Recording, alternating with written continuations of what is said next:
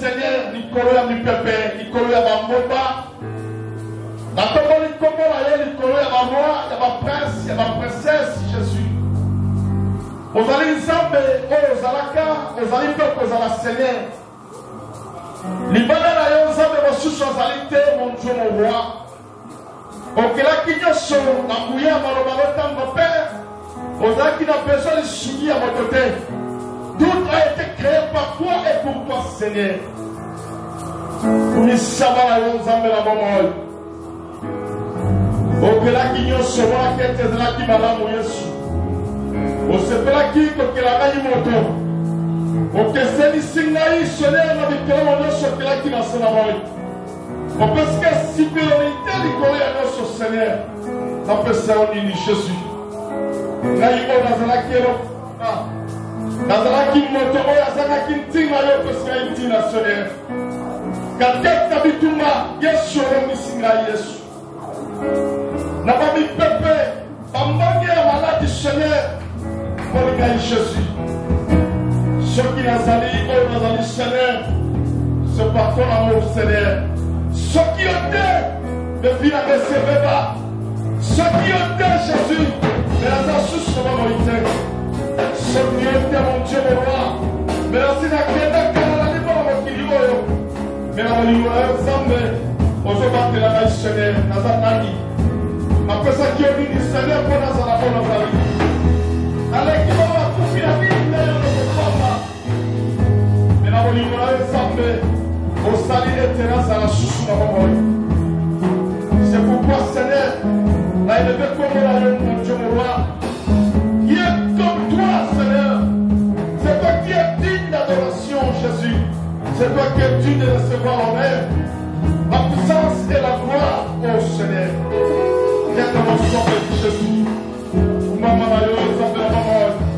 Umisama yo kelikoro osala kinyosho na mbuya na mwana Seigneur nyosho osala kiona kete la kimana mutamote tout a été créé par toi et pour toi oh Seigneur de grâce. Maman yo Nzambe la maman koro nous t'élevons, nous t'exaltons Seigneur, nous te glorifions parce que dans l'immonde et le soisia le commentaire massage on est sur la boca na yo. Merci Jésus pour l'amour de Seigneur. Merci mon Dieu pour la grâce de Dieu. Merci Seigneur parce que la grâce de oui. On se paye dans la côté parmi les vivants. On se paye dans la côté parmi les vivants Seigneur. Dans la Saint-Jolio, dans la commission, dans la communauté Seigneur. Parce que la ligne se pour la moment il a failli. Que ton nom soit béni. Dans ta vie à mon frère. Nathalie Masser, catholique, Seigneur, la commission de la Moroy, n'a élevé parce que vous avez le coup, vous avez un tempo pour la masse journée quand même. Que ton nom soit béni, Jésus. Nous te louons, Seigneur. La communauté soit Seigneur. Oh, Seigneur, sois béni. Le coup, vous avez sur le pays d'ailleurs. Vous avez dit, vous avez peur, vous avez Seigneur. Mais il va tout à l'heure, vous allez ensemble. Malekama kenda mabeleni atabako mochoka kasi na kuya la yo mabele kwa sipote mabele sans acquis au Seigneur tu es vivant au milieu des saints c'est pourquoi nous te bénissons Jésus nous commençons à faire na yo pour la bonne gloire au colombo la communauté soit Seigneur que ton nom soit béni Jésus. Oui bien-aimé je vais toujours te sembler pas ensemble je vais te chrétien. Nous sommes la mission pas ensemble. Tolo asala oya ko telema. Momoto la mission liwa. Mission to kita ya mata. Toni moya monana. Et pas de kilo suka ya osama oy. Le nom c'est le premier jour que ensemble a conduit mission. Asala oya ko dimoni ça. Il est donné que va être là où c'est tout le corps. Là où se ressemble les aigles. De Sarani Awa pour la collière, je te qui est sa parole. De Sarani pas le coup de votre côté, mais de Sarani pas le côté de la Pomolaye. Amimoni Sakato Bissika. Parce que c'est pour la ensemble ensemble Oyo. Le bon ensemble est de Seigneur. Oyo Yoso, à côté de la table de la Kato Bissika. Quel que soit son état, quel que soit. On doit accepter l'amour. Dans la côté, ma tête est question ici, vous avez assisté. Vous avez amoraillé. Vous avez accamoraillé. Accamoraillé, je suis à l'Assemblée. Seigneur de la gloire, Jésus. Lévitique chapitre 8. Totali mokanda na Lévitique. Na mokaponango 8, donc B. Le verset 1 et 2. Dans cela, balé. J'ai lu au nom du Seigneur. Natali na kombo na Yesu. L'Éternel parla à Moïse et dit: Yahweh alobaki na Mose pe alobi. Prends Aaron et ses fils avec lui. Zoa alona na bana na mibale longo. Les vêtements, Bilamba. l'huile d'onction, Zoa mafuta epakolami. le taureau expiatoire, Zoa ngombe oya kunyakela makila ya kosukola lisumu. les deux béliers, Zoa pe bana ya ba meme ya mibale et la corbeille des pains salés. Zoa pe kolo ya mapa oyo ezangi folo.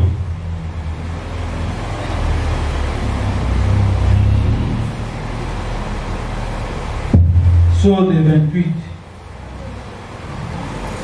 Zoa Exode 28.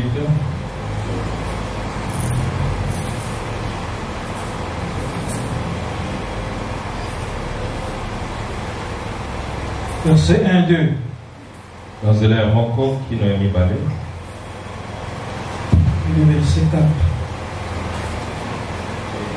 Pe minei. Fais approcher de toi Aaron, ton frère, Belema. Bel. O. Dona pe bale. ses fils, Pe bana na ye ya mibale. et prends-les parmi les enfants d'Israël Zoa bango kati na bana na Israël.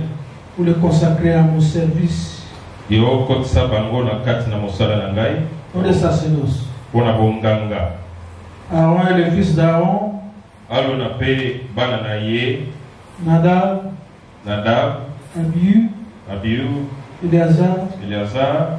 et Imar. Pe Itamar. Tu feras à Aaron, ton frère, des vêtements sacrés, Yo kosalela na alona bilamba oyo ezali ya bonganga. pour marquer sa dignité et pour lui servir de pareil.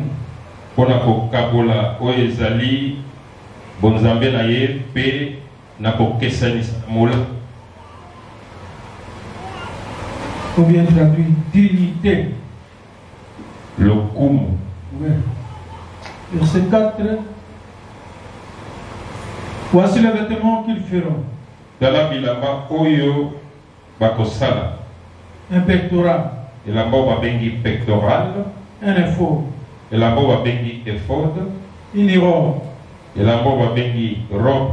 une tunique brodée, Okosala robe mosusu babengi tunique oyo ezali na kanzaku. une tiare Okosala pe oti okengi ti. et une ceinture. Okosala pe mokaba. Ils feront les vêtements sacrés à Aaron Okosala bilamba ya bonganga to ebulisami mpona alona. et à ses fils, Pe na bana na ye ya mibali afin qu'ils exercent mon sacerdoce. po ete basala mosala na bonganga ya ngai.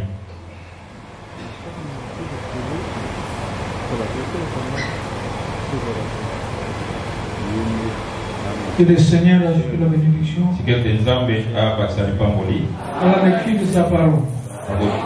komi na ye. Je vous salue chacun de vous au nom de Jésus. Napesi bino mbote moko mpe mosusu na kombo na Yesu. Est-ce qu'il y a de la joie pour écouter la parole? Esengo ezali mpona koyoka liloba. Etalisi esengo yango.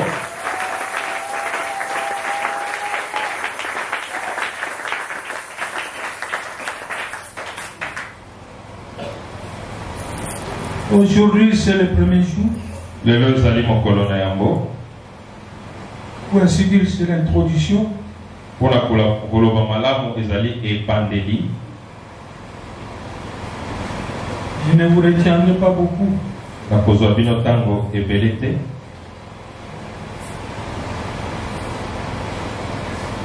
Mais suivez l'essentiel.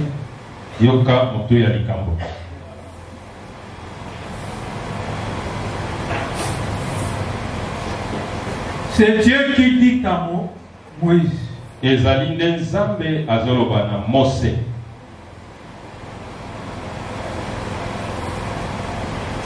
Prends Aaron ton frère.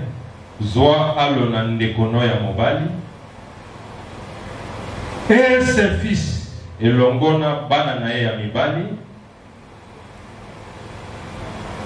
Pour les consacrer à mon service.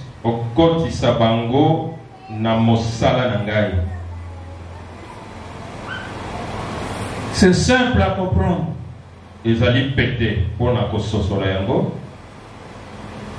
Et personne n'a le monopole d'introduire quelqu'un dans le sacerdoce. Mais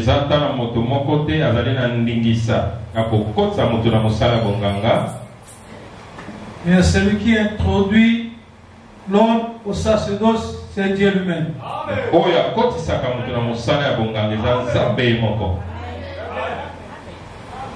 Pour enchérir avec la parole du Seigneur, la moisson est grande. Non, la moisson. Mais il y a peu d'ouvriers. Il dit priez pour que le maître de la moisson envoie les serviteurs.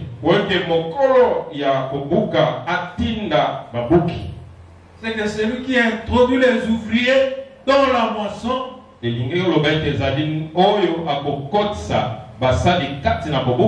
c'est Dieu. Mais notre problème, c'est de prier.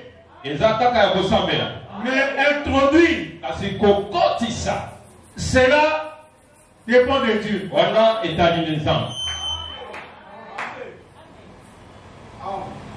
Parce que ces derniers temps, nous vivons des scénarios où les hommes introduisent les hommes dans les sacerdoces.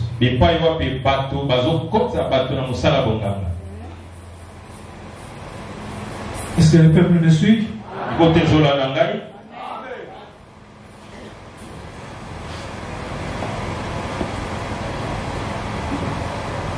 Personne n'introduit son prochain au sacerdoce.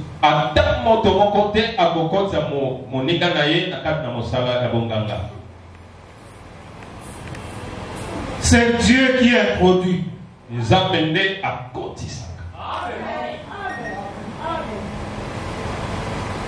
Suivez-moi, j'ai toujours dit que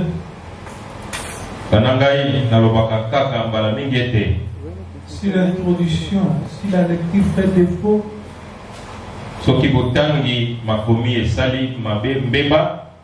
l'interprétation aussi on souffre.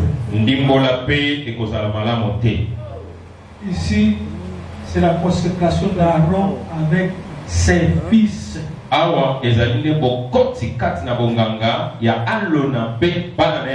Dieu jette le regard parmi Israël, parmi toutes les tribus, il aperçoit un nom qui a 4 fils. Il dit voilà, c'est l'homme que je dois prendre.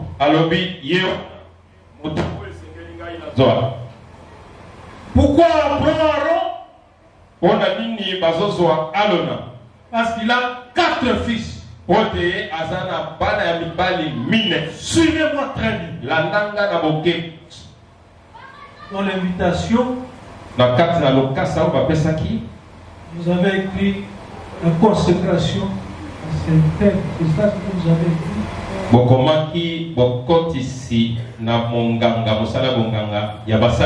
Consacrer, c'est offrir quelqu'un.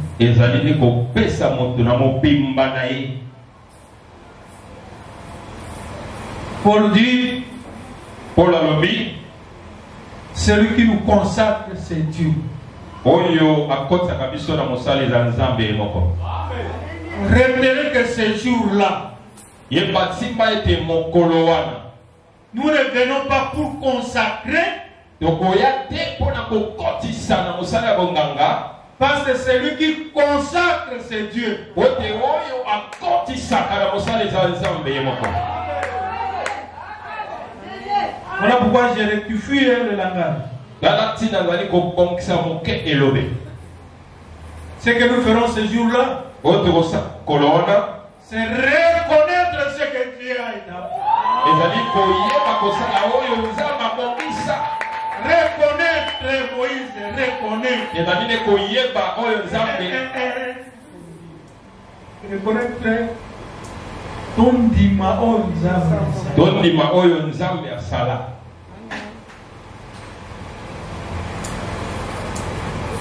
Et c'est ça va.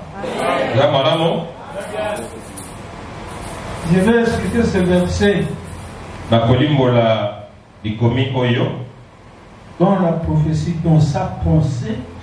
Na kati na isapelu na libanzo nango penza. Puis nous allons tirer des leçons. Pe tokoyeba kozwa oyo nini esengeli totambola na yango. On prend Aaron Bazwi alona et ses 4 fils. pe bana na ye mibali minei. Pourquoi? Pona nini? Retenez que Moïse, Simba koyete Mose. c'est un homme qui représente les choses des cieux sur la terre. Azali moto azali kotalisa makambo ya likolo na mabele. Quand il fait l'arche, Soki ya tiki, quand il fait l'arche, soki asali l'arche, asali oyo ezali masuwa, sanduku ya mibeko, c'est qu'il représente ce qu'il a vu dans les cieux. azali kotalisa nde oyo amonaki na makolo. Pourquoi on prend Aaron? Pona nini bazwi alona? Parce qu'il a 4 fils. Po ete aza na bana ya mibali mine. Or, Aaron Zoka alona représente les souverains sacrificateurs. ye azali kotalisa banganga nzambe oyo baleki nganga nzambe oyo aleki likolo Et ses 4 fils. mpe bana ye ya mibali mine. Abraham, notre père, a vu Melchisedec les souverains sacrificateurs. Abraham matata na biso amonaki Melchisedek oyo azalaki nganga nzambe ya likolo. Alors pourquoi 4 fils? Pona nini kaka bana ya mibali mine? Une écriture répond une écriture. Amen. Likomi eyanolaka na likomi mosusu. Jean voit quelqu'un sur le trône Yohane azomona moto moko na ngwende avec les 4 êtres vivants. elongo na ya mine ya bomoi. C'est que quand on prend Aaron Soki tozwi alona et ses fils, pe mosala c'est que le sacerdoce leur appartient. elingi eloba ete bonganga ezali ya bango.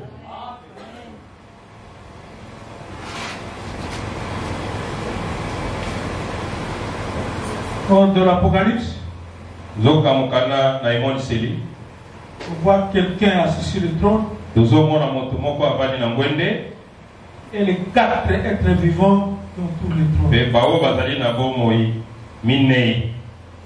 C'est que Aaron et ses fils Zoka nde alona na bana na ye ya mibali représentent ce qui est dans le ciel. bazali kotalisa nde oyo eza na makolo. Il dit, vous prierez ainsi, alobi bokosambelaka boye que ta volonté soit faite sur la terre comme au ciel. mokano na yo esalema na mabele lokola na likolo. Moïse Mose prend garde de faire selon le modèle qui t'a été montré sur la montagne. kende na kosala kaka na lolenge oyo batalisaki yo na likolo ya ngomba. C'est que quand Moïse prend Aaron et ses 4 fils, elingi eloba ete ntango Mose akozwa alona na bana na ye ya mibali minei, cela représente Melchisedec avec les 4 êtres vivants. ezali kotalisa nde Melchisedek na baoyo ya bomoi minei.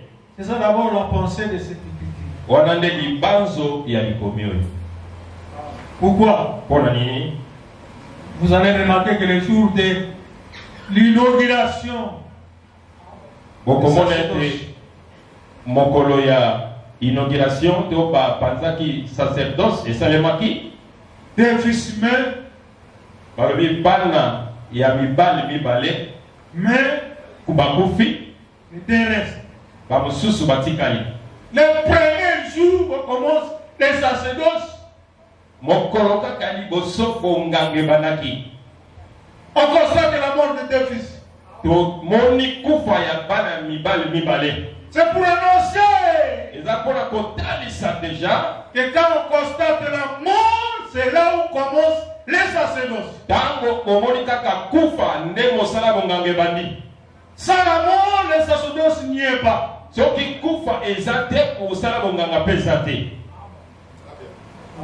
Est-ce que c'est difficile? Non, c'est facile. Ils ont pété. Dans le cas d'être vivant, l'air semblable au lion. Moko awulami na kosi.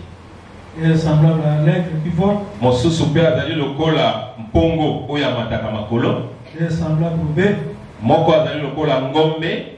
L'air semblable au fils de l'homme. Moko mosusu awulami na moto. Ce sont les 4 êtres. Wanane baoya mine. Mais vous allez remarquer, Kasi boko tala boy ete, quand Moïse fait le sacerdoce, tango Mose asali ponganga, il prend que 15 êtres vivants, il les place sur les propitiatoires. Azuinde kaka ya bomo mi balé atie bango likolo ye zipeli ya sando ya Ils mibe. sont partis les deux. Ba mususu mi balé. Quand l'homme pêche, Tango motosomoki. Dieu les chasse. Zambia bengani. Il prend les chérubins.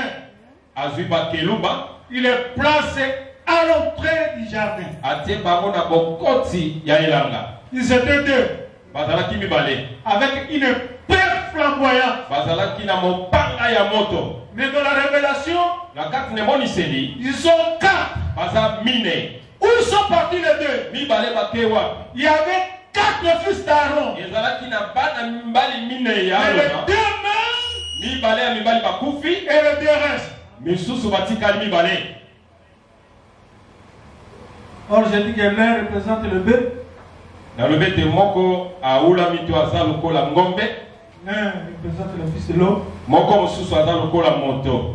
l'un représente l'aigle qui vole, Moko mosusu azali kotalisa nde ndeke pongo oyo mataka. et l'un représente le lion. Mosusu aza lokola nkosi. Suivez entre les 4 Langa malamu na kotala mine oyo. qui sont les sanguinaires. Oyo wapi bazali ba oyo baliaka bakila. C'est l'aigle et le lion. Ezali mpongo penkosi. C'est que le bœuf et le fils de l'homme Nzoka ngombe na mwana mobali ya moto. sont les animaux sacrificiels. Ezali nde banyama oyo ya kotumba mbeka. Voilà pourquoi il dit, Tala tina lobi boye. je donne ma vie Na pesi bomoi nanga. et je la reprends. Pe na zui yango lisusu. Quand il donne sa vie, Tango apesi bomoi. c'est le bœuf, Wana azali ngombe. c'est le fils de l'homme. Wana azali mwana na moto. Qui l'a tué? Nana momi. C'est lui-même. Ye moko mi Parce bomi. que c'est le lion Ndoka ne ko. et l'aigle Ndoka mpongo. qui dévore. Bango nde baliaka ya mobimba.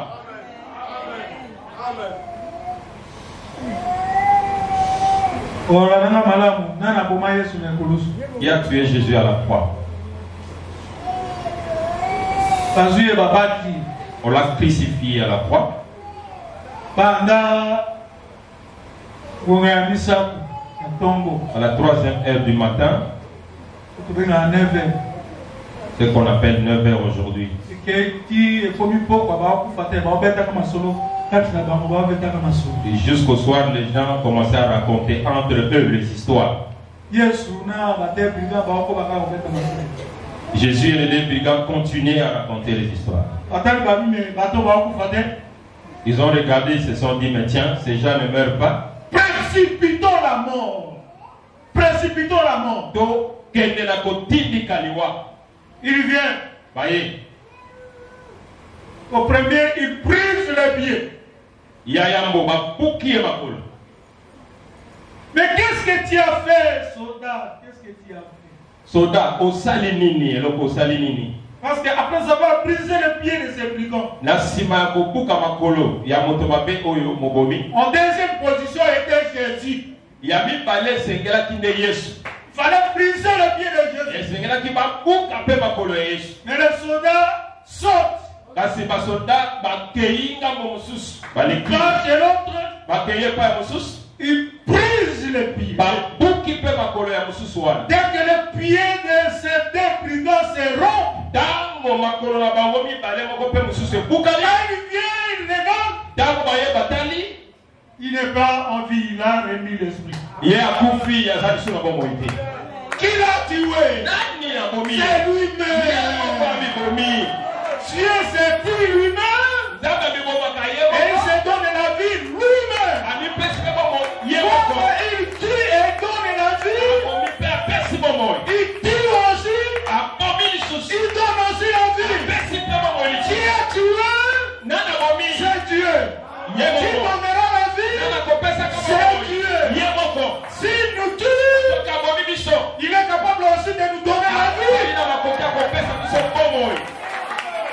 Amen. C'est ça Aaron avec ses 4 fils. On a mis alona na bana mibali na ye mine. Parce que si nous voulons respecter les tests, Soki tolobi to kene na ko to sali komi pensa. c'est qu'il faut établir un souverain sacrificateur avec 4 sacrificateurs civiles. Il faut kotia o ezali nganga nzambe libela na bana na ye mine pe sili. Mais jusqu'aujourd'hui, on continue à établir les sacrificateurs. Kino lelo baza kokoba kaka kotia ba nganga nzambe. Comment expliquer ça? Tokoli bola mondenge ni. Et c'est le peuple monsieur. Iko tezola nanga. Maintenant, les jours de leur consécration, Mokolo ya kotia na bango na kati ya musala. on devrait amener les éléments. Esengeli ba mema biloko moko boye. Les vêtements, Bilamba.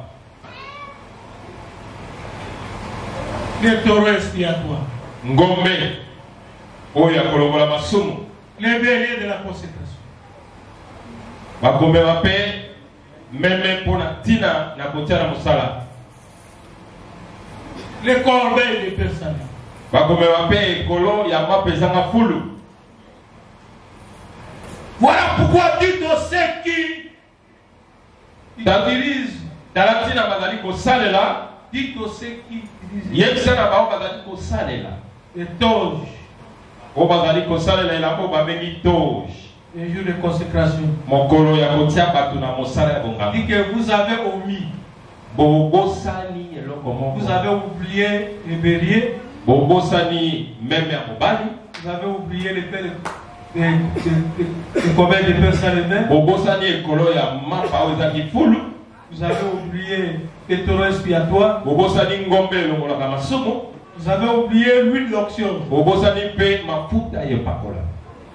Et ce n'est pas n'importe quelle huile d'onction. Ezali mafuta songolo pakala te. L'huile composée selon le modèle de Dieu. Ezali mafuta epakolami oyo esalemi na lolenge egebeli. Cette huile-là, E mafuta wana on ne epakola. l'applique pas sur n'importe qui. Batiaka ngo likolo ya bomoi ya moto moko. Si on l'applique à un étranger, il meurt. Soki bapakoli yango na mopaya kufi.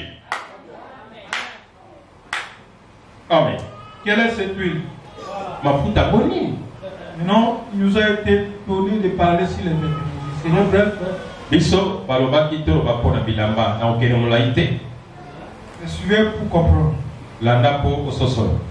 Vous croyez que Salomon a dit que Dieu fait toutes choses pour un but? Pona nini Salomo alobaki ete Vous nzambe croyez?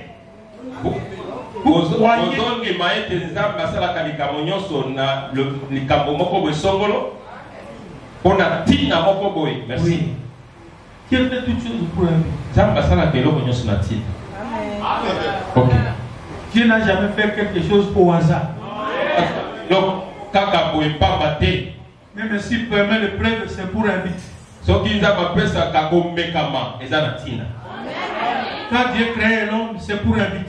Donc nzamba keli moto ezana tina. Remarquez, Tala. avant de créer l'homme, Yako kokela moto. c'est même un jour, Taka mokolo wana. il crée aussi l'animal. Asali penya. Frère, comment je dis, mon assaillant du cabo, comment on gagne là, on a la position de force.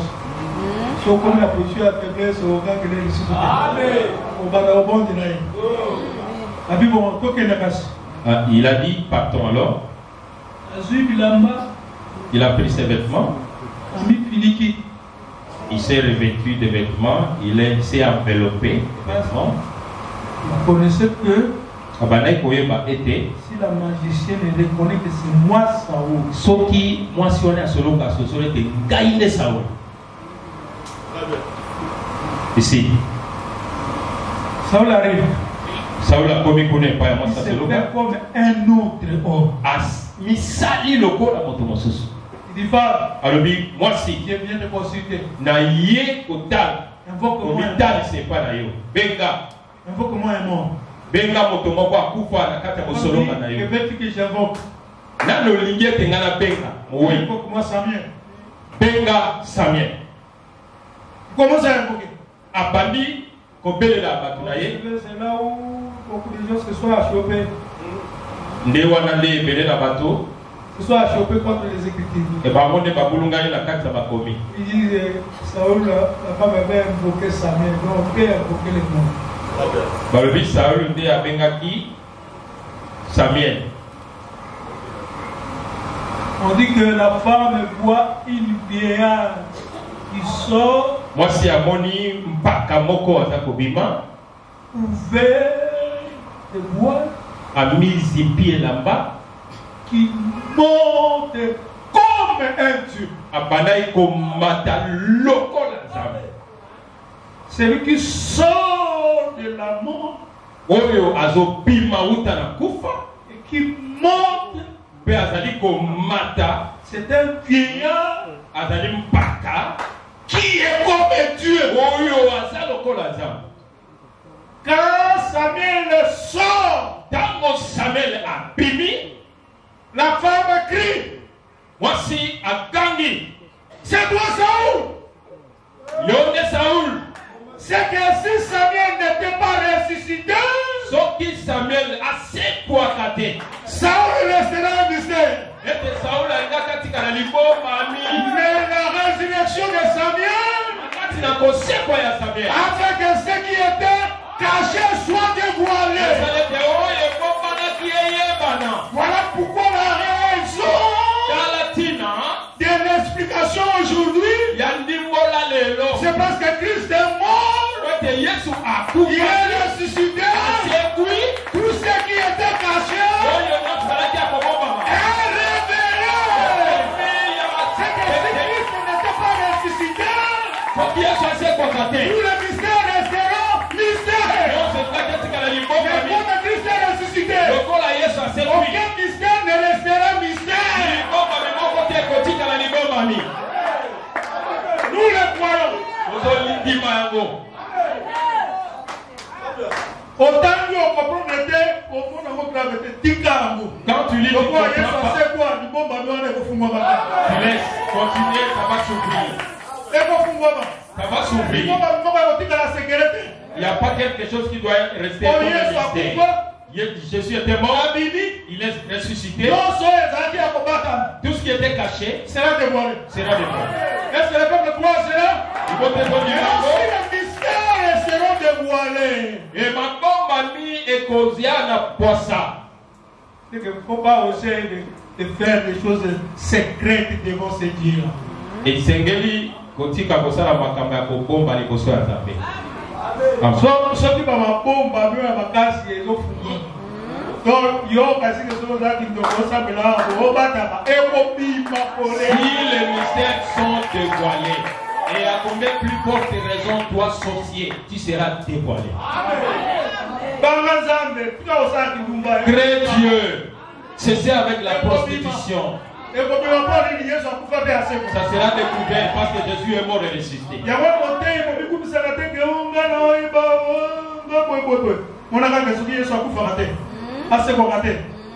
Serviteur, il ne faut pas t'enorgueillir parce que si Jésus n'était pas mort et ressuscité, tu ne sauras rien faire.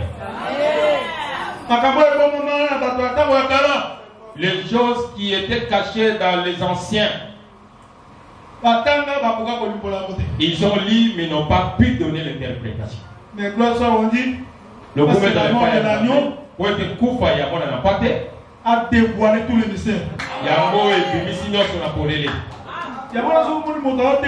Quand tu vois quelqu'un prêcher,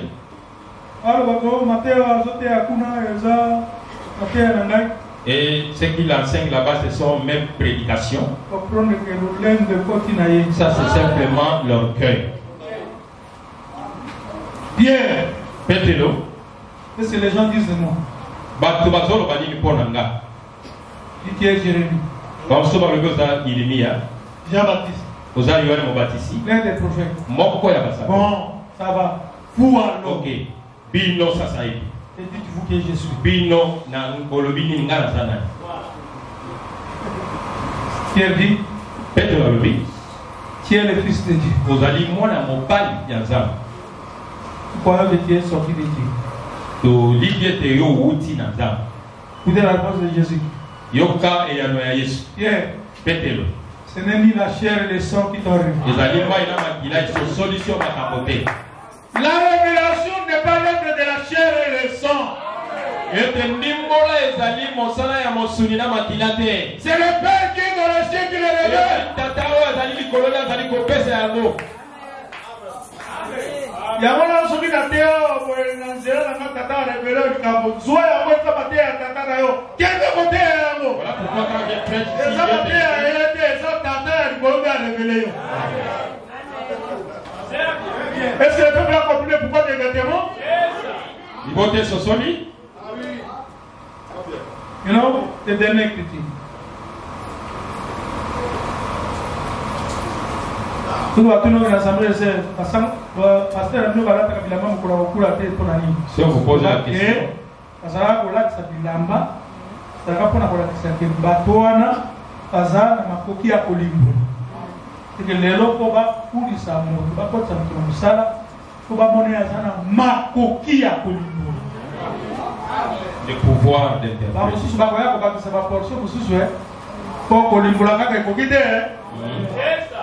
Les autres viendront ajouter, pas seulement l'interprétation. Mémoire,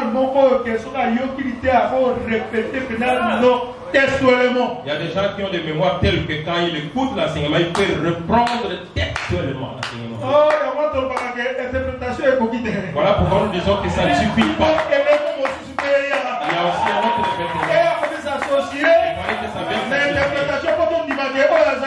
l'interprétation pour qu'on accepte que celui-ci est de Dieu.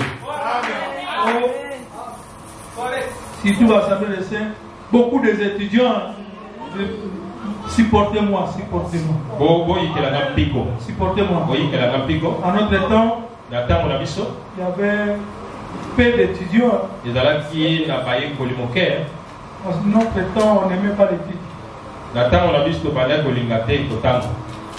On fouillait les études pour servir Dieu. Non, quand on a expliqué que étudier ce n'est pas mauvais, les gens se sont donnés aux études. Tu peux voir un étudiant, il est assis, il suit l'explication. Il peut aller quelque part, il explique. Vous dites, en tout cas, ça c'était un ministre. Oh, c'est ça. Parce que tout ce qui brille n'est pas de l'or.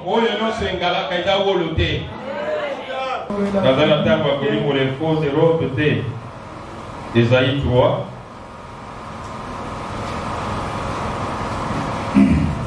On commence dans le verset 6 jusqu'au verset 7. On ira jusqu'à saisir son frère de la maison paternelle.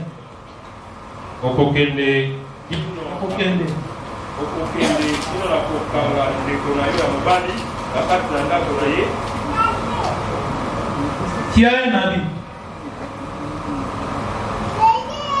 Il y a un habit. Sois notre chef. Prends ses ruines sous ta main. Le jour-là même, il répondra. Je ne saurais être un médecin. Et dans ma maison, il n'y a ni pain ni pétaiement. Ne m'établissez pas chef du pays.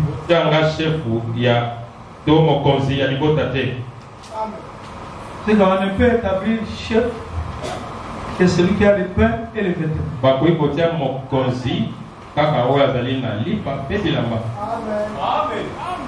Amen. On l'appelle, c'est un médecin.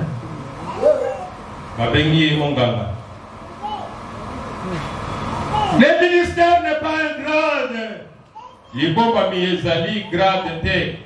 le ministère, c'est une charge. L'homme qui a reçu la charge pour le bien du peuple, il est l'homme qui a la charge de prier pour le salut des hommes.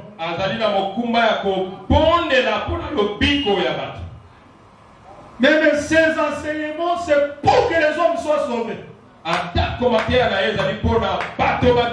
Amen. Mais enfin aussi, il est là aussi pour prier pour l'état des enfants de Dieu.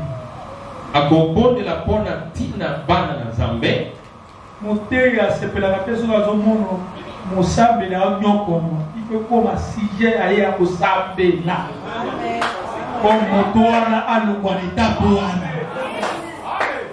Amen. Ministère zate oye uvandi na kiti kwa batubaya kwa peso bonjour.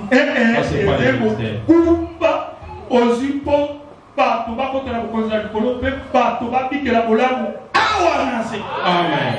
C'est une grande charge que tu as ici pour que les gens entrent au ciel. Ce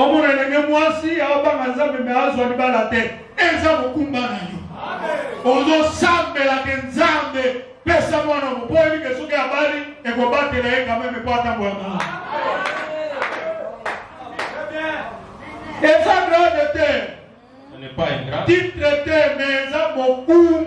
n'est pas un titre, mais c'est une charge. Tu n'es pas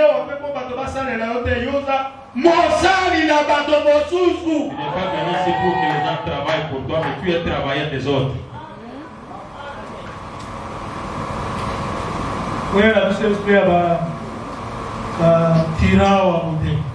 Pourquoi nous amener cet esprit-là ici?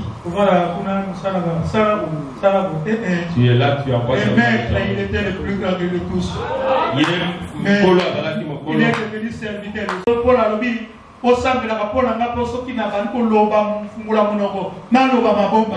dit prier pour moi pour que quand je parle, je parle des oracles de Dieu. Élevons quelques mots à Dieu. Et Dieu nous envoie le vers serviteur. Et Dieu nous épargne des loups ravisseurs.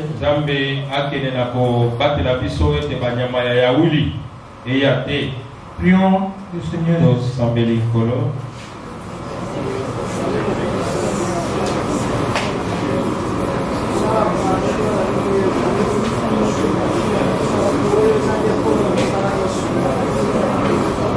Ondela de Zamba fungola biso ala biso matambo.